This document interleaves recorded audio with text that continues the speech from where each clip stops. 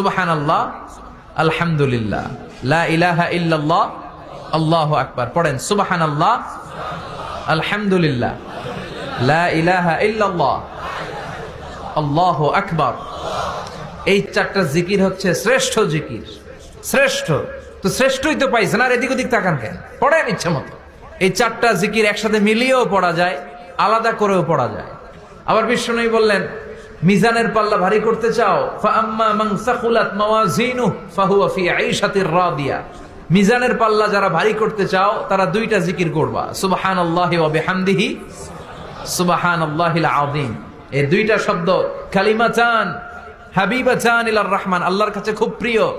সাকিলাতানি feel Lisan, এই জিহ্বার মধ্যে এই শব্দ দুইটা উচ্চারণে খুব সহজ, খুব পাতলা। সাকিলাতানি ফিল মিজান, কিন্তু এই শব্দ দুইটা মিজানের পাল্লায় রেখে দিলে অনেক ওজন হয়ে যাবে। সুবহানাল্লাহি বিহামদিহি, সুবহানাল্লাহিল আযীম। পড়তে রাজি আছেন তো? প্রত্যেক ফরজ সালাতের পর আয়াতুল কুরসি পড়বেন। কি পড়বেন? মুখস্থ আছে না? এটা পড়ে ফু দিলে কোনো জিন পড়ি, ব্ল্যাক ম্যাজিক কোনো কিছু আপনারা ধরতে পারবে না।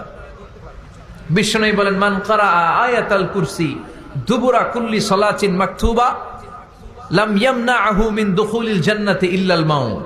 প্রত্যেক ফরজ সালাতের পরে কেউ যদি আয়াতুল কুরসি পড়ে, তার জান্নাতে ঢোকার ব্যাপারে আর কোনো বাধা নিষেধ থাকে না। একটা জিনিস ছাড়া, সুবহানাল্লাহ, আরেকটু পরে বলেন, একটা জিনিস ছাড়া, ইল্লাল মাউত, সেটা হচ্ছে মৃত্যু। লোকটা মরে না তাই জান্নাতে যায় না, মরলেই জান্নাতি। এবার সুবহানাল্লাহ। তাহলে প্রত্যেক ফরজ সালাতের পরে আয়াতুল কুরসির দরকার আছে না নাই?